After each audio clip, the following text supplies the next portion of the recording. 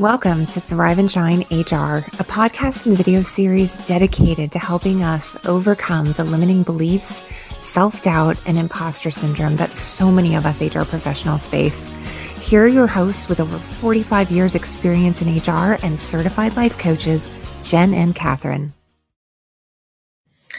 Hello, everybody, and welcome to Thrive and Shine HR, episode number 38. Well, hello, Katherine. How are you doing, and how's your Thursday going? My Thursday's amazing. My highlight, like what I'm heading into after we record this podcast, I'm going to indulge in some Netflix this evening. I thought I had an exciting night planned. Will you please tell our listeners what you get to do? Will you please tell them what you are doing tonight compared to my Netflix?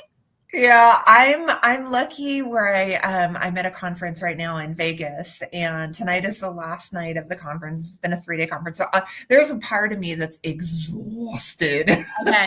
Is exhausted, but as a final piece of the conference, I get to go see Kelly Clarkson. Very exciting. My husband and I watched the very first season of American Idol many years ago. So being able to now go and see her live, this is my first time seeing her live. So this will be a lot of fun. Oh my gosh. Yeah. Talent. What's that? She has a talent. Her vocal range, not that I even really understand what that means. She's just an incredible singer. I'm so excited for you. Yeah, thank you. Yeah, so I'm here in Vegas. Hopefully the sound and the video and all of that works well. But if I end up having any technical issues, I'm going to apologize in advance to everybody who's listening and watching today. But we are live here on Thursday, and we are talking about victim mentality. Oh, yes. So the difference between what distinguishes any of our experiences from being a victim and truly being a victim of our circumstances, or mindsets that many times we end up, creating based on truly seeing ourselves as a victim. So it's going to be a pretty powerful episode. I'm excited about digging in and really getting in there. So you ready to go for it, Katherine? I'm so ready. Are you ready to go? I'm ready to go. Let's do it. So, okay, question number 1. What is your understanding of the difference between being a victim of a situation and having a victim mentality? Okay, so I started getting a little bit freaked out about this question today because yesterday I sponsored an employment law seminar. So I'm a SHRM and HRCI recertification coach. Why did I just say that? I'm a recertification provider. I am a coach, but I'm a recertification provider. So HRCI and SHRM trust me enough to say, this woman in HR knows what she's doing after 28 some odd years in HR. She is going to recertify our certified professionals throughout the world. So such an honor. And I went to this employment law seminar. I got to give a shout out to this guy, Michael Santo. He's a lawyer. He's based in Grand Junction, Colorado. He did an 8-hour monologue about the law. And I started sweating yesterday, which I do every single time I go to an employment law concert. Geez, I'm going to Kelly Clarkson.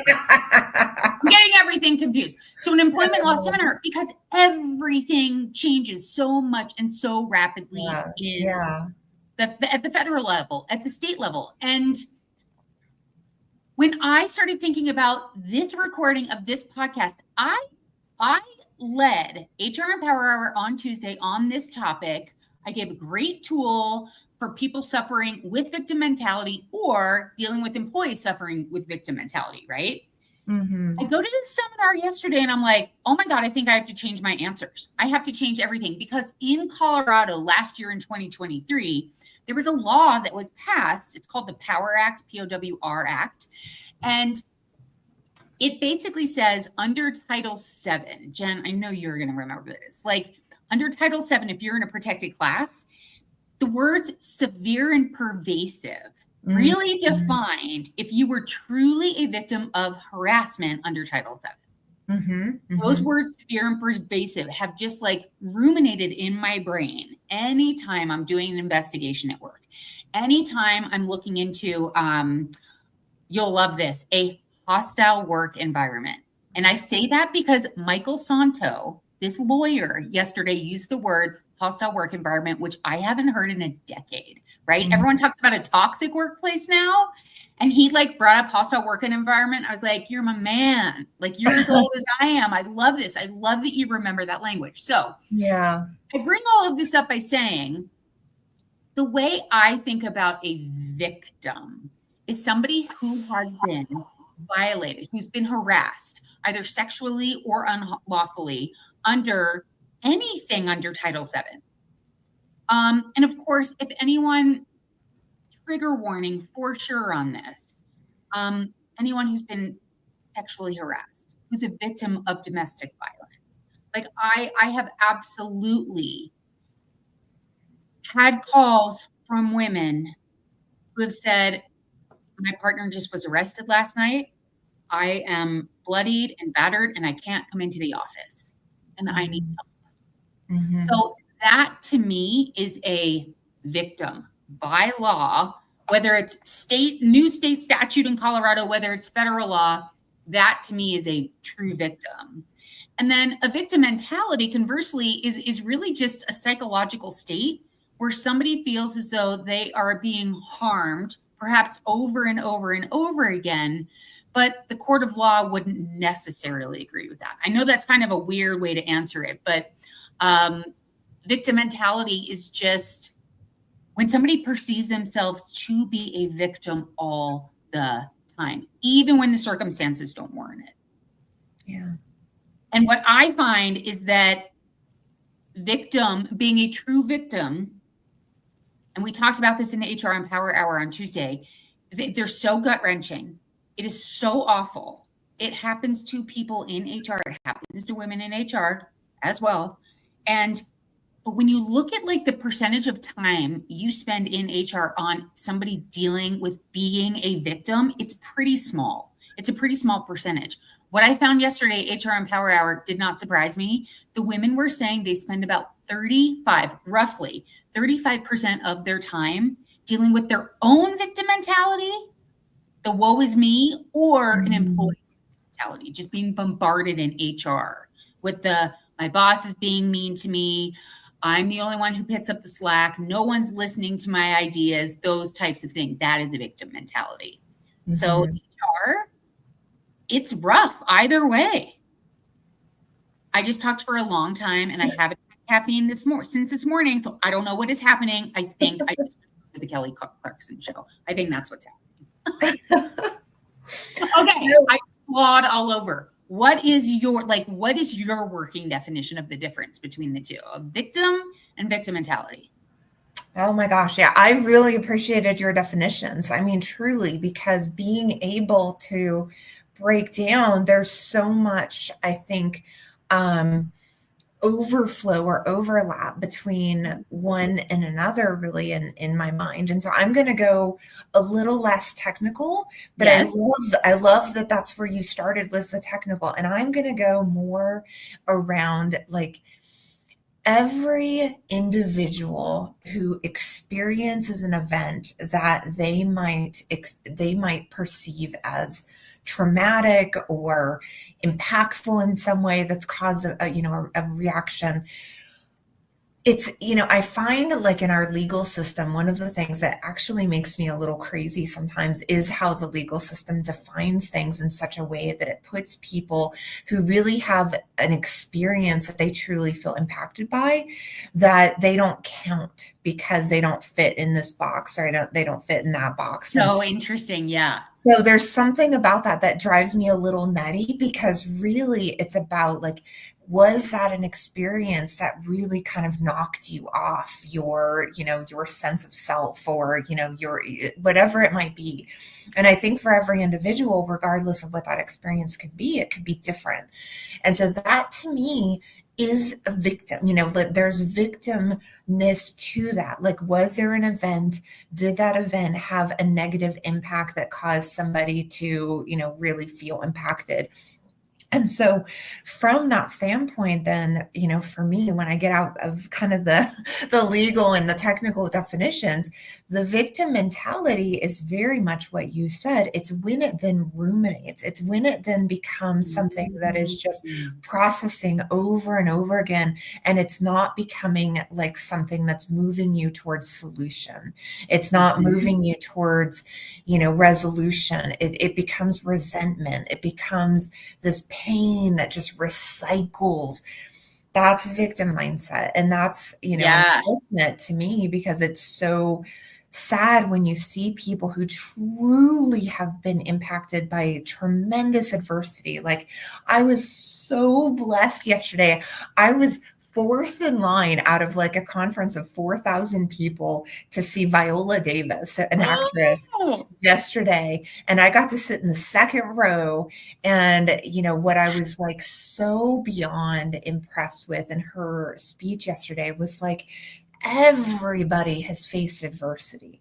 Everybody has had something happen in their life that has knocked us on our ass, right? Amen. You and I have talked before about like we have both had experiences, and the way that I kind of look at it is like a snow globe, right? I have had experiences in my life where the globe got shook to the point where I didn't know which way was north, south, east, west. I had no freaking clue for months and months and months. And that's true. Like, there's true victimness in that. And again, that's where it gets goofy for me in terms of defining how long is someone supposed to be in a state that has shaken them to their core. I don't have the answer to that. But what I can say is when you get to a point where you're just like, bleh, it just goes over and over and over again, and you're not actually trying to take action to grow from it, to evolve from it, to like move through it and past it. Now you're becoming, now you're taking that into a mindset of victimhood. And so that, anyway, I did a long answer too. Well, I think because we feel so passionately about this. Yeah, for sure. And it's something that really, really impacts our profession. 1,000%. So I think it's really important to talk about. Yeah. Yeah. No. Yeah. So I think, with this, let's kind of dive into the next question. How does that sound? I love it. Love it. So how have you seen the victim mentality show up in the workplace, especially in different HR roles that you've had in the past? I mean, in every single HR role that I've been in, whether it's when I was 21 years old and was suddenly promoted to director at 21 years old because my boss did not come back from maternity leave, right? So whether I was super young, whether I was taking an organization global, whether I was in the public sector, whether I've been a consultant, which I've only been doing for the last 2 years, it doesn't matter. Victim mentality shows up all the time. And I think the reason I see it so much is because I suffered with victim mentality and I didn't even know it. Yeah. I am so open about this. I remember very specifically one of my specific experiences. I was early 20s. I had just put the holiday party together. It was off-site. We had rented out this bar/club in the middle of Aspen, Colorado. Nice. So awesome. So fun. We were a mid-sized employer, 210 employees. And I was, I couldn't have been driving back on the phone because there were not cell phones back then. I was back at the organization and my boss was like, "Hey, how'd it go? How's it going?" And I was like, "Oh my God, I'm just not really that happy with the decorations. I just wish I had more time. So-and-so, didn't hold up their end of the bargain in terms of providing that donation for the gift certificate to that restaurant in town. And I just don't know how this is going to turn out." I mean, I'm saying that to my boss. Now, I live in a small community. We're very open and honest. You're just tight with the people you work with. And to this day, I will never forget because her name was Melissa. I love her. Shout out to Melissa. We are still friends. She's amazing. We both still live in this community. She's incredible. And she was like, "Oh my God, you just have to stop." And I was like, oh, okay. So when I think about, and that was, I mean, this is like 30 years ago. This is a very, very long time ago. So I'm a perfectionist. I want things to be perfect. I have really high standards. I'm a high achiever, obviously. HR director at the age of 21 years old, right? Striver. And I didn't even realize that the thoughts I was choosing were that of being a victim.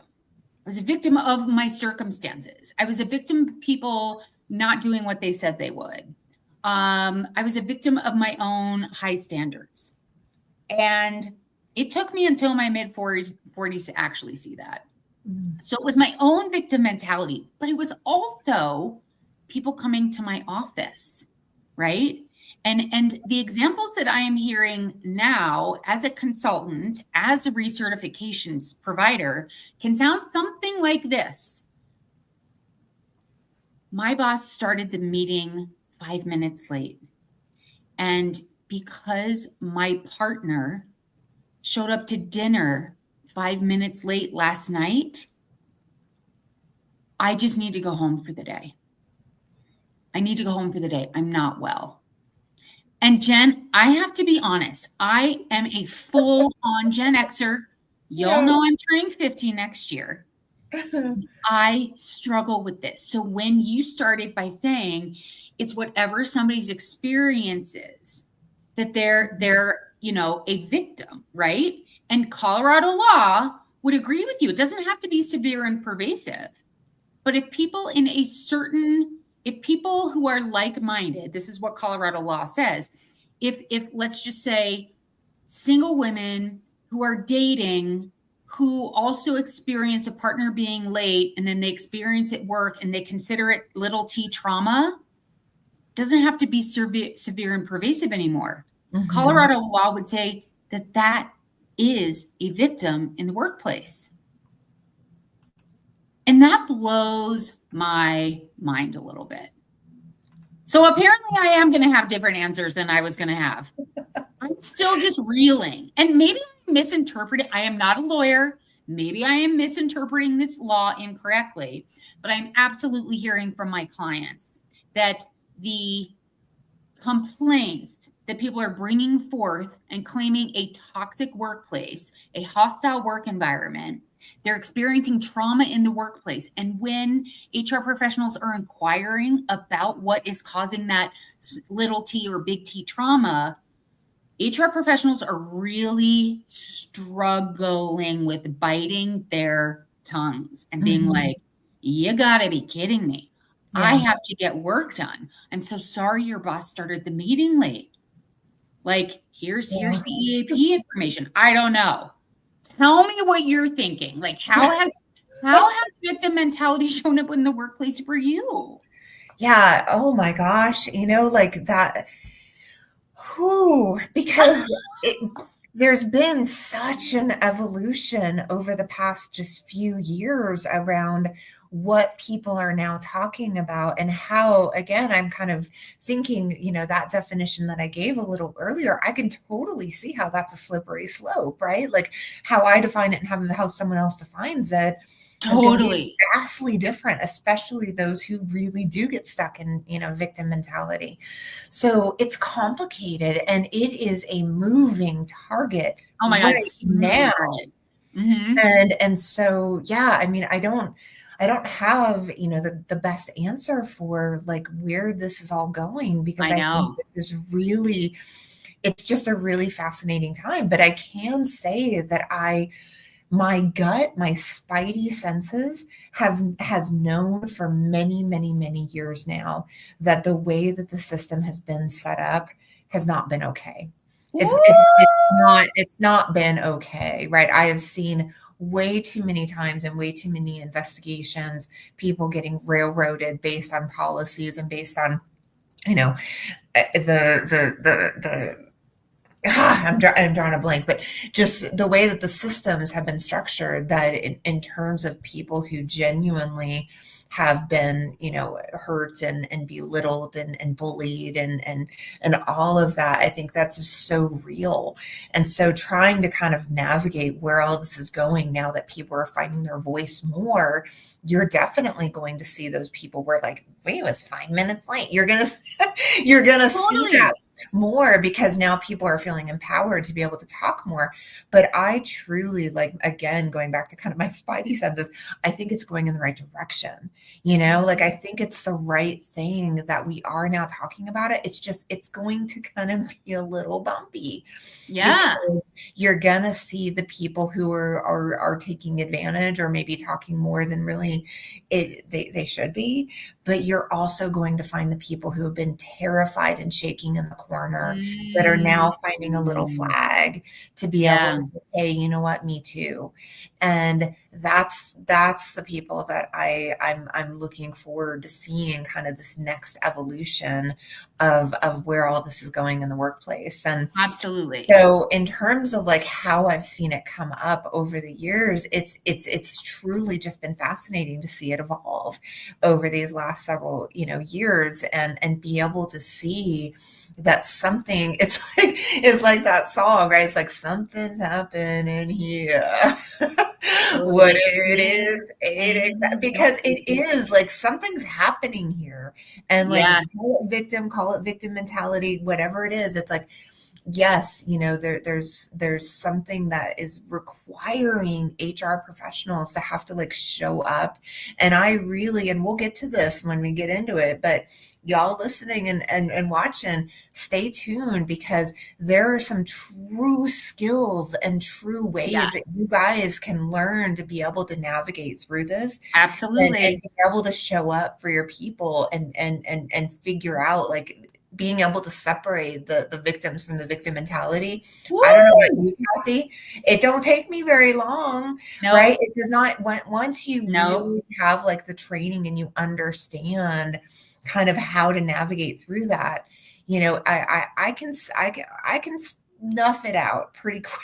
Yeah, And so I think it's really a matter of recognizing that it is going in the right direction. It's gonna be something that is yet to really kind of level out on, how fascinating this new day and age is. So yeah. I that mean, went all over the place, but I think we got there. well, I appreciate that because I've been very open, and I think this is important for HR practitioners to hear this. When Colorado passed the Equal Pay for Equal Work Act, that allowed me to stand up for myself as an HR person and say, my pay's not right. My Yeah. boss is bringing in white males at more than double what I was brought in at as a female with I started with 20 years of HR experience. And by the time I left, and by the time this gender and pay inequity that I experienced, it happened, I was 25 years into the HR profession. And Yeah. I agree with you. The laws are absolutely trending in the right direction, absolutely a correction. And I do feel like in some ways there's been an overcorrection, right? Totally. Yeah, totally, And totally. and Yeah. but I mean, without that law going into effect to say, you know what? We got to make sure, like, you have to publish your pay grades. You cannot ask people what they used to be paid, like all of these things. Um, the intention is just so spot on. And Mhm. you're right, it's going to continue to shift, it's going to continue to wobble. I think Mhm. whole other topic, but multi-generational differences, fascinating. Although I Mhm. did have a client who is in between Gen X and baby boomer who kept talking about how she was triggered by her boss in the work environment. Mm. And when, I started really listening to what she meant by triggered, she's like, well, he's not always calm when he speaks to me. Hmm. And I get that, but is ever like When do we stop allowing people to be human in the workplace, to express their emotion, right? It's a double-edged sword. Yeah. We're asking people to show up as their authentic selves, to be passionate about the work. And if they get really excited and maybe just a little, maybe they get louder, right? When does that become offensive and a violation versus when they're just humaning and they're passionate?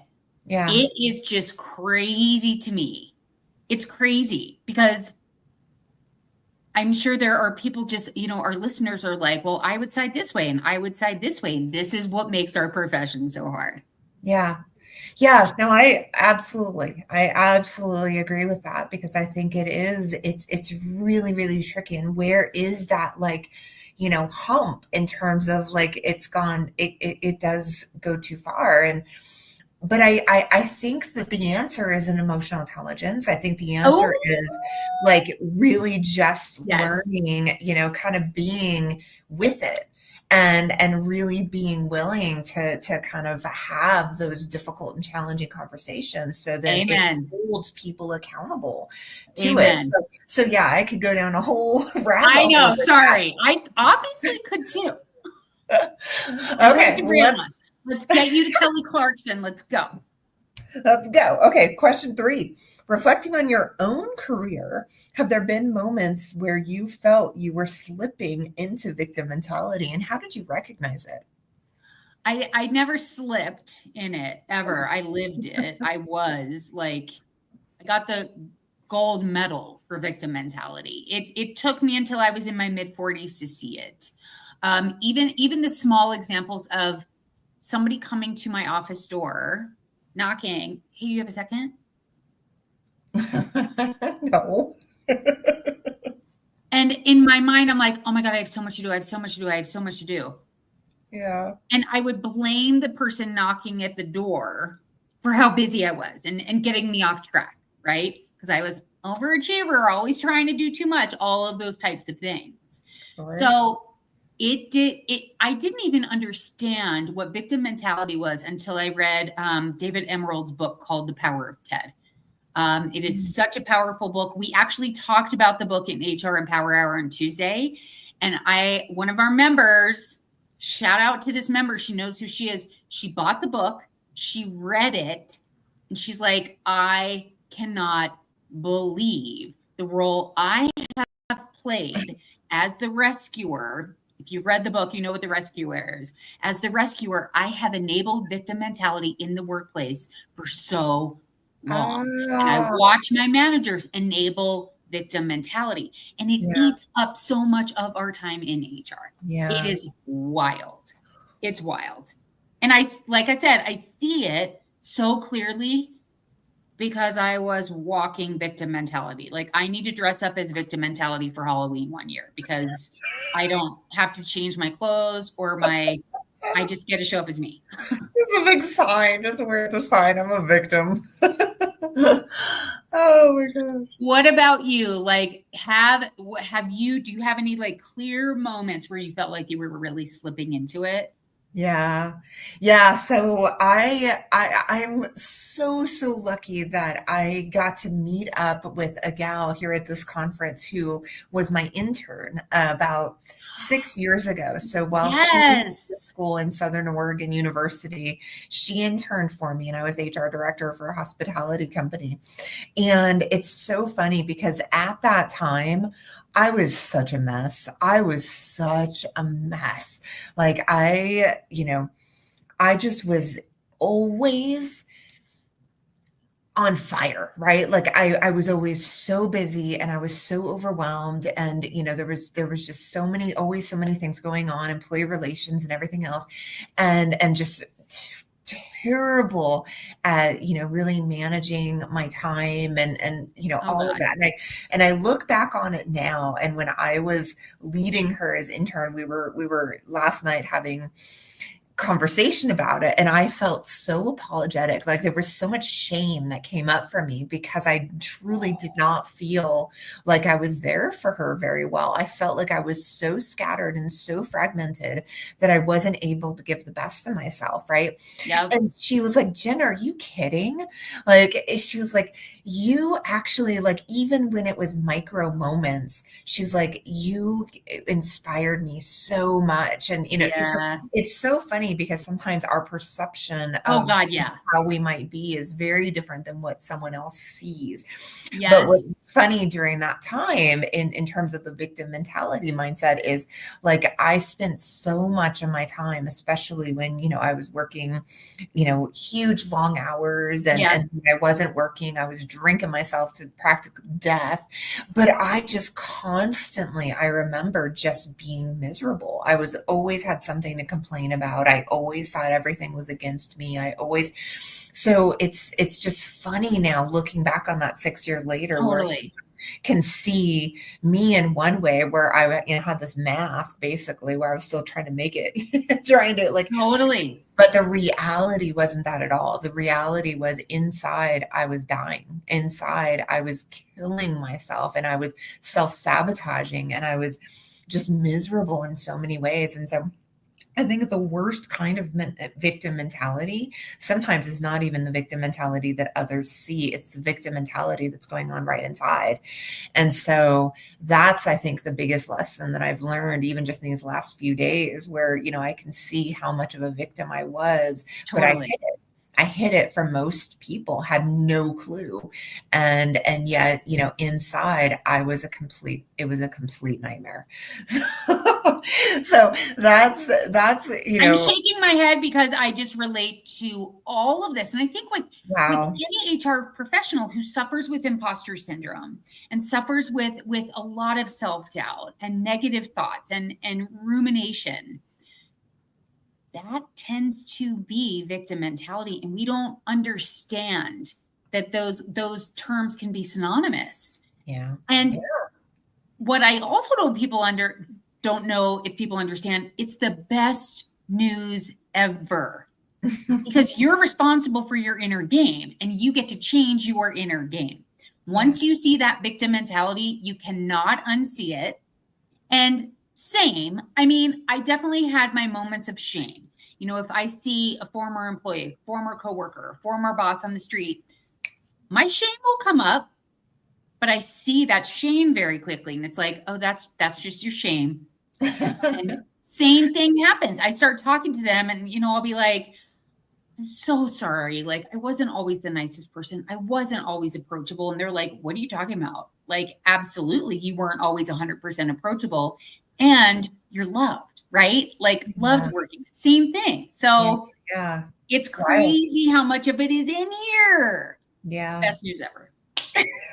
Got to work on this. Got to just, Best news ever. And yeah, and then she and I had just this amazing conversation. So, oh, Lexi, I love you, Lexi, but love you, we had the most amazing Lexi. conversation because like when it comes to where I've come, in even just the 6 years since she's been around me and with my intern, she's like, what? Like it's so obvious how different I am. And Totally. even I think I was a pretty decent leader before, but in talking with her and having a conversation around like how far I've come since getting involved with coaching and doing coaching, Totally. she's like, I could like follow you, into it. Oh, And it says so much, I think, about the work that I've done and totally. for anyone out there, it's never too late to be like, wow, you know what? Like I can see now what I was doing to myself. And again, like you and I are both saying, it's not about necessarily what you're projecting outwardly. It's about Yep. what's going on inside. And it's Amen. about what like spins, are you continuously thinking, I'm not good enough. I shouldn't be here. This is right. Like, are those the thoughts that continue to repeat within your mind? Yeah. That's a problem. And Yeah. it's okay. It's not like there's something wrong with you. This is actually what makes you human. And so, she was just like, wow, like it was just like this wild conversation because, she was like, well, what is it? What are you do? What have you done? And Yes. I'm like, I just have worked on my brain. And, Yep. and that requires a lot of work. And it does not require an extra MBA or this or that. It just requires you having the intention to want to continue to find out what's really happening inside of you so that way you're not so hard on yourself. So anyway, I had just this beautiful moment where I got to do a little bit of impromptu coaching and I had the best time. I'm Okay. so happy for you. What a special moment. Yeah. That's really cool. Yeah, it's been fun. Okay, we got that question. Number 4. What are some ways that the victim mindset can hold people back, both personally and professionally? I think we've talked a few, but what else comes up for you? I mean, I'm having a moment because I have watched a client really struggle with her victim mentality. Mm. And she's an HR professional and she doesn't see it. She hasn't quite woken up to her victim mentality quite yet. Pretty sure she's on the brain, but she's not there quite yet. And what's happened is in her personal life, it's her partner who is always the problem. And at work, there's a lack of trust amongst her and her teammates. Mm. And I think I see it so clearly because I know I was not always approachable in my career. Again, because I was just trying to do a million different things. And it's like, oh, I can't handle one more thing. Just always overloaded, always overwhelmed. And I have watched how employees in this organization that she serves, they won't go to HR. They won't go to her because she's not approachable. And it creates a really interesting dynamic when you're very, very high up in HR and even your boss is afraid to hold you accountable, right? Mm-hmm. It's just very, very interesting. So I think it holds people back in that regard in terms of really being able to serve as HR professionals, to be at our very best. And honestly, it holds us back from happiness. It holds us back from joy. It holds us back from all of the emotions that we seek as human beings. And you just don't see it until you see it, and then you can't unsee it. Once you start to recognize that victim mentality, just those thoughts of, I mean, just the blame and shame of other people. Once you start seeing it and understanding that that is victim mentality, and you don't have to keep choosing those thoughts, nothing will stop you. It's the opposite of being held back. Because people with victim mentality, they're holding themselves back. Nobody else is doing it. It's the thoughts that they're choosing that are holding them back. Again, former gold medalist. Right here. Jen, what about you? What do you think how do you think it holds people back? Oh my gosh. So I don't know if I even answered that in the right way, but there you go. I think you did. I mean, like we all, I think, have it. We all have the tendency to have, our egos kind of take over where, we really are struggling to kind of see beyond, limitations that we think we have or whatever. And so coming to the conference that I came to this week, was the timing couldn't have been worse, right? Like we're in the process of implementing the system. We're in the middle of open enrollment. Like it was bad timing. And so here I am in my head thinking, shame spiral as I'm, flying out here and I'm like, oh, I'm at the airport trying to get something done for open enrollment and all stressed. And so I ended up having a conversation with my boss after I got here. And what I love about my boss is like Yes. he's so, so aware when it comes to, really being able to get the best out of something or somebody, like people or whatever.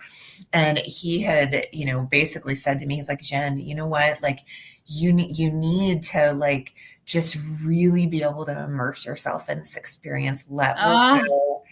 You do not have to do anything, like just shut it all down and just focus on being there and enjoying. So it was like getting that permission is like, you and I have been in HR many, many years, 24 years I've been in HR, and I've never had a boss say it's okay. You can let go, you can enjoy yourself. And so here I then come to this conference and I meet woman after woman, and man, I've met so many I people bet. several days. And I ran a 5K. So Hell the yeah. first day of the conference, I ran this 5K, and I've just been immersing myself in the experience of being somewhere where every other time I've ever been to conferences, here's the two things that happen, right? Oh yeah. I just try to force myself as much as I possibly can, and like a round peg into a square hole, so I can learn every single possible thing I can learn. And then during the night times, I'm getting as high as I possibly can, either drugs, alcohol, or like I had just these tendencies to like Yeah. overdo it and not take care of Huh. myself, and then to blame myself to the point where I'm just like not really getting the most out of the experience. And this time I can truly and very confidently say that I've been able to like really enjoy the experience. So this is the first conference I've ever been to that they have AA meetings in the morning. So from like 6 to Badass. 7 in the morning, every morning since this conference started, I Yes. went to an AA meeting.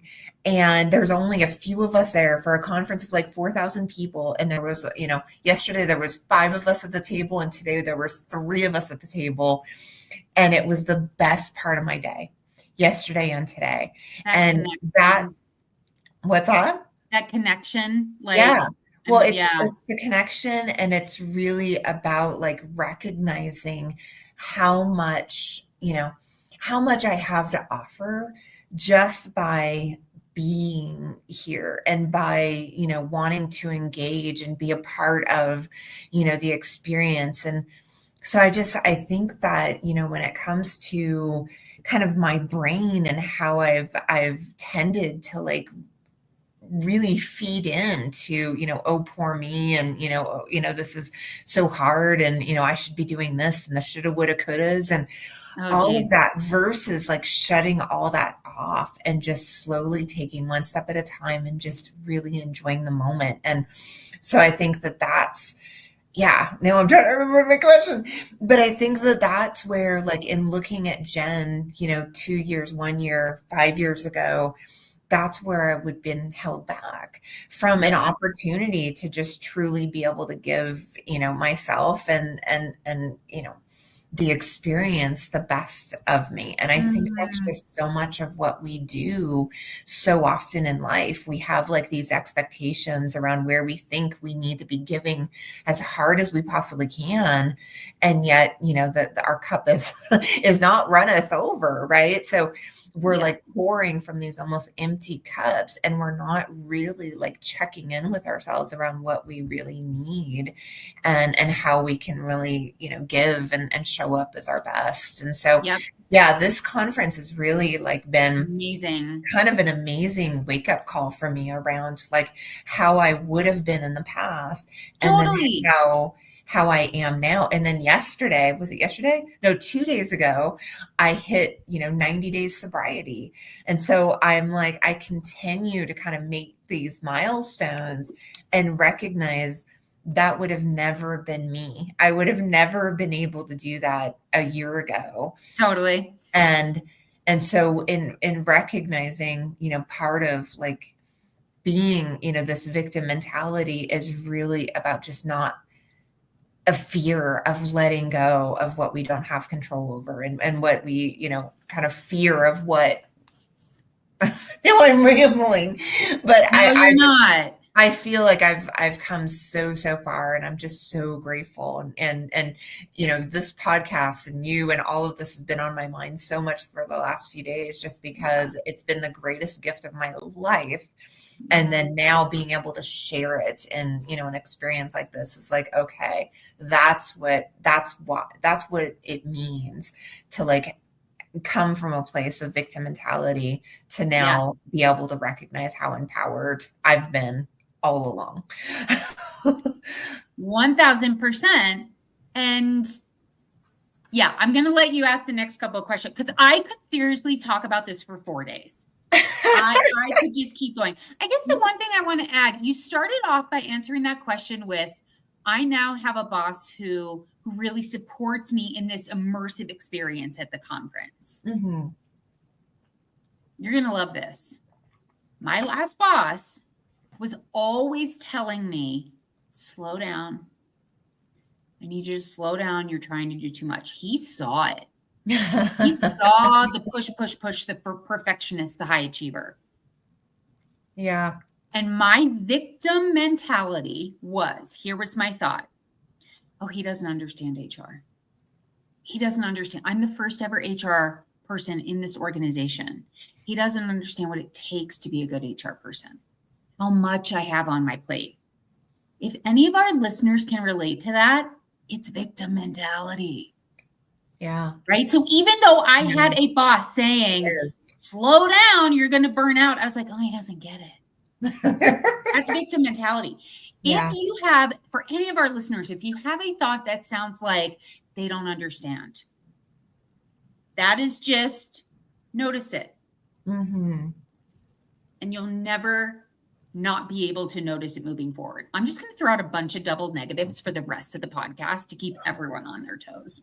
Well, I love it, because that goes so perfectly into the fifth question. So what role does self-awareness play in breaking free from a victim mindset, and how can HR leaders foster it in themselves?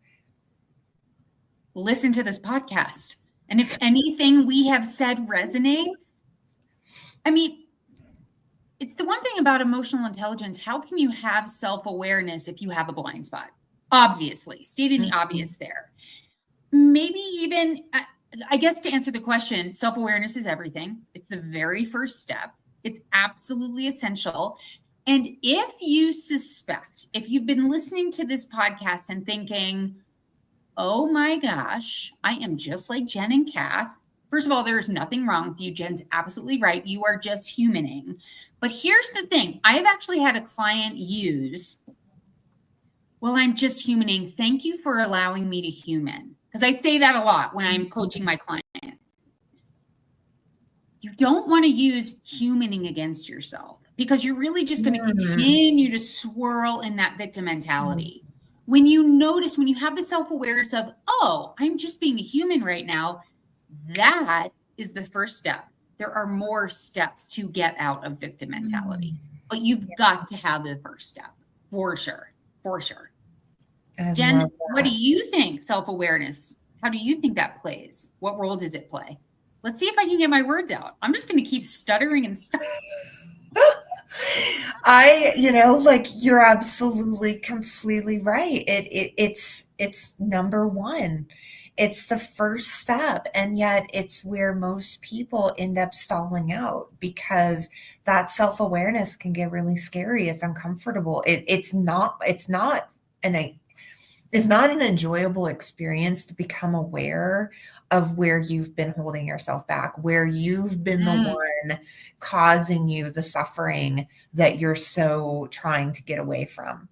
Like that, I think, in the coaching world, that's one of the things where when we can get to that point where someone really starts to recognize that they, through the process of self-awareness, that they are really the ones who are causing kind of so much of the suffering, That's the part. It's like, they may or may not come back after that because that's a humbling and really kind of scary place to go.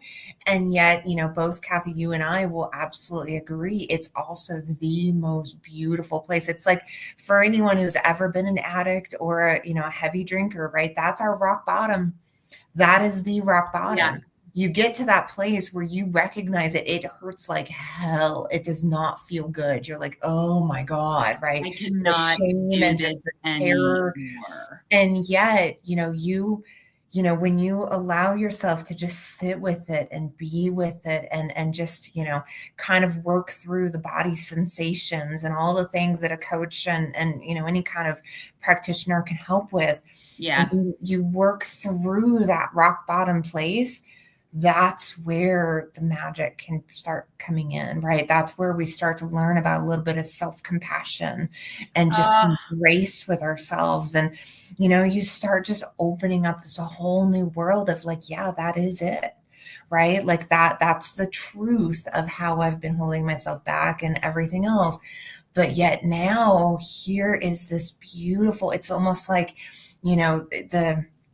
the Wizard of Oz, right? It starts to become Technicolor. You're like, well, wait, now which path do I want to take? I get to choose. I get to decide where this is going to go now.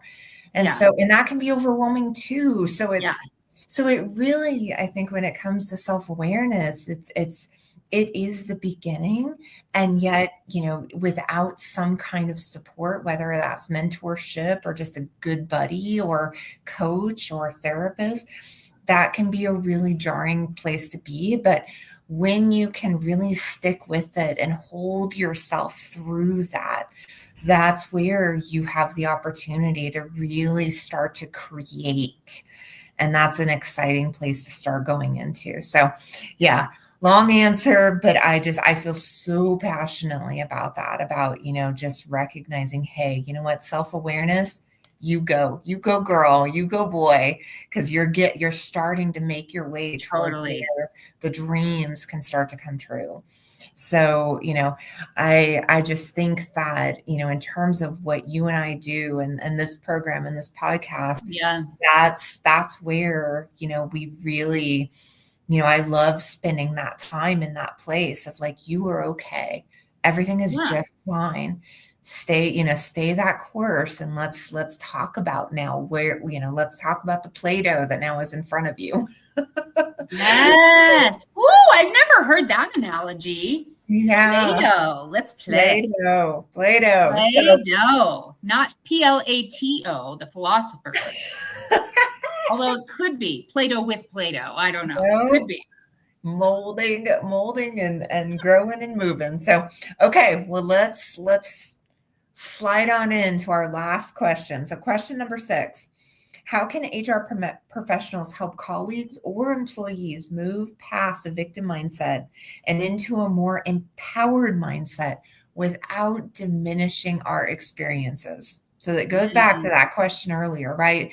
Everyone's experience is valid. Like wanting to truly like appreciate and recognize the individual, but how do we help them get past what we, these habitual places that people get into around victim mentality? I want to use a couple of really specific examples to first identify like a technique that I like to use, but then I want to break the technique down and as succinctly as I possibly can, which Jen and many of our listeners know is a little bit of a challenge for me. So let's say an employee comes in, right, with a little bit of victim mentality that sounds something like, I just sat in a meeting and nobody listened to my ideas. And I'm really frustrated. Nobody's listening to my ideas. So what I tend to do in those types of situations, because that's a little bit of victim mentality, nobody's listening to me. Little bit of victim mentality there. So what I like to do is to repeat verbatim part of the words that they use. Okay, so what I'm hearing is, if they say, and I'm feeling frustrated or I'm feeling upset, whatever. Okay, so you're frustrated because nobody's listening to your ideas. Why is it important for people to listen to your ideas? right? Mm. And then, they start to well, it's important because I have some great ideas, and they start to okay, great. So what needs to change so that you can articulate your ideas? What needs to change in that situation that's within your control? How can you show up a little bit differently so that your ideas are heard? So I like to use the person's exact language to help shift their mindset out of that disempowered thinking and into empowered thinking. Another example might be like, I'm always the one who's picking up the slack for my team. I'm always the one who's staying late. I'm always the one who's coming in early. Okay, so it sounds like you feel like you're always the one who's picking up the slack. Do you want other people to pick up the slack? Do you want to just stop picking up the slack? Like, what do you actually want to be experiencing?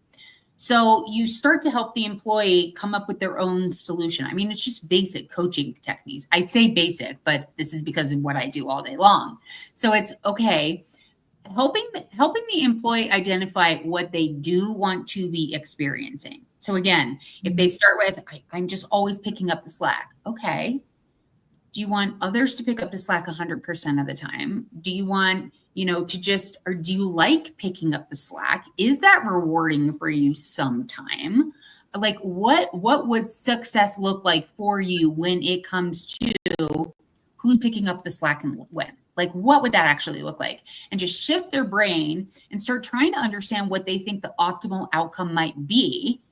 And then brainstorming with them in terms of what they can try to experiment with. Kind of like what you said with Play-Doh. Mm-hmm. I think of it as Play-Doh. I think maybe I'm a total weirdo, but I think it's actually fun. I think it's fun to experiment with new ideas, right? Mm-hmm. But the trick is, you don't want to bombard the employee with the ideas because you're taking away their sense of autonomy. It needs to be some sort of a brainstorming, especially if they are stuck. If you don't have a full-blown coaching repertoire where you know how to solicit ideas out of those employees, then I think brainstorming is a good first step, to be totally honest. Oh my gosh, why am I talking so much? Tell me what you think, Jen. What do you think? You are not talking so much. It's so funny we both do that. It's so interesting how our brains are constantly like, it goes into this space of like, I've gone too far. And yet, in the reality, Female socialization right there. I mean, we're just like walking examples of it. Totally. Still works in progress. Even though we've done a ton of work, we are still works in progress, and we're not ashamed of it. Absolutely. Well, I'll piggyback all over what you shared, because in terms of, the coaching skills you and I have learned as we've worked with people, and just really just over the years, the skills that I've recognized when it comes to helping people who truly, and for me, here's the biggest thing that it comes down to, because I've worked, with so many different leaders over the years in HR spaces, and also consulting and coaching. And so often you'll have, different leaders that'll come to you and say, hey, I need you to work with this supervisor or this manager, and I need you to help get them out of, whatever, challenge that they're having, because, they're constantly, struggling or whatever. And ultimately, you don't really have the full buy-in of that individual leader, right? Like, and so often in working with different leaders, that for me has come down to such a huge deal breaker when it comes to me wanting to work with them. It's like, if you're not fully engaged in that change process, right? If you're not fully engaged in being truly open in a self-awareness way, in recognizing what you own, and then also what's missing, then, it's not that I have no use for you and I just feel like, get the F out of here, whatever. But it's really, I think that for me is the biggest thing of all. It's like, you have to want it. You have to truly desire and recognize that you're in a place that gets stuck. And again, it's okay. There's nothing wrong with it and all of that. But yet, if you find that, that's just not where you're at, then cool. It's not the Yep. time for you. Yes. Because, I think that that's such a major mind shift thing where, if you're not going to be, really ready to own and take self accountability, don't bother. So anyway, now we're past that. If we now have like the ownership and the recognition, hey, I am in this, then I loved what you said about that co-collaborative, that co-creation, right? Mm, And that for me is what I love most about coaching. This is not me regurgitating and just, putting things onto you. This is a co-collaborative, co-created process. yes. And that's what I love the most about these types of, situations where somebody recognizes that they get stuck, that they're having kind of these repetitive challenges that they, really want to be able to push past that victim mindset. And then Yes. having somebody, like you said, repeating and, really helping them see what they're not really seeing. And Yeah. that's the beautiful process of it, where somebody can then see it and hear it, have compassion about it, Oh, right? yeah. Move past that self-judgment. And then with that co-collaborative process, say, okay, now what? What are we going to do? How do we get proactive? And then holding that person accountable through the process of making those changes, because they don't change overnight. It takes time. No. It takes practice. It takes the willingness to mess it up. I Yeah. almost said the F word. It takes the willingness to not get it right all the time. So yeah, I think, for me, really, it just comes down to true ownership, true ownership from beginning, middle, and end.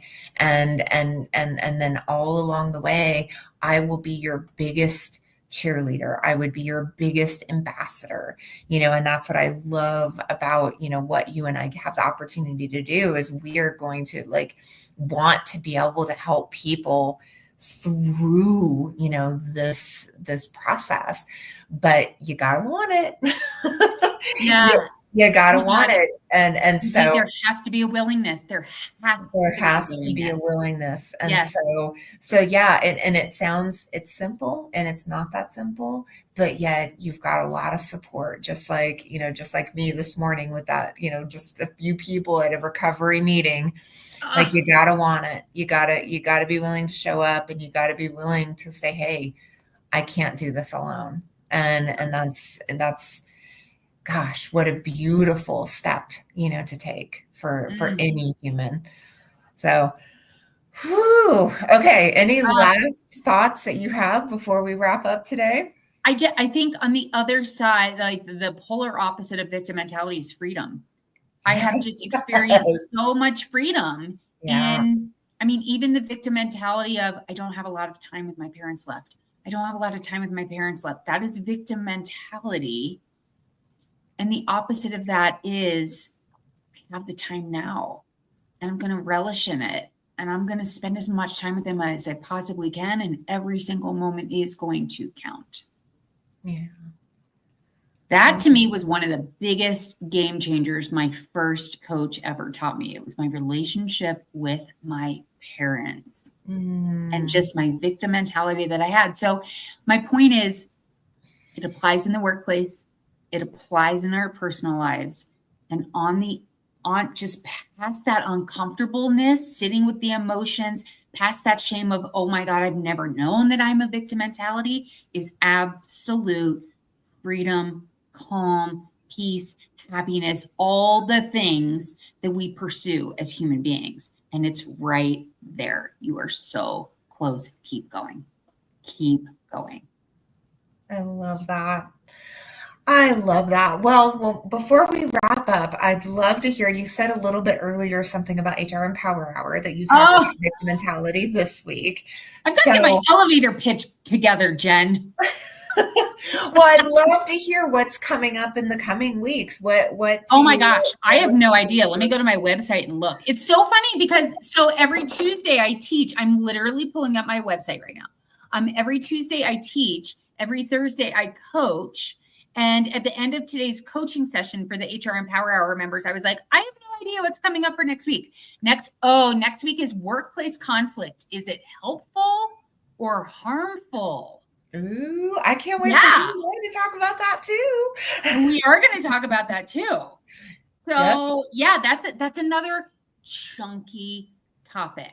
I think a lot of HR professionals want to like shy away from workplace conflict. I've seen professionals for the last 28 years sweeping things under the rug, and doesn't work.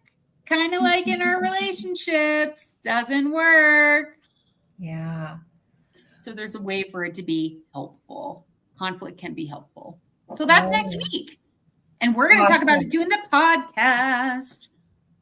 I love it. I love it. Well, very cool. Well, everybody, we are wrapping up this episode 38, and we're so grateful for you. We're grateful for everyone who watches and for listening, and hope that, if you haven't downloaded or shared or liked or given us any kind of love, we'd love, love, love to hear from you. We'd love to continue to get us out there. So share us on your socials and tag us. And we would just love to continue to grow this community. So, Katherine, thank you so much for another incredible podcast. I am going to get my shoes on and go see Kelly Clarkson. Please have the best time for me. I will. I mean, for you, but maybe one song for me. Maybe like one lyric. I will Have a great time, absolutely Jen. do that. So And everybody, thank you so much for joining. And don't forget, every day is a new day to thrive and shine in HR. Bye, everybody. Bye.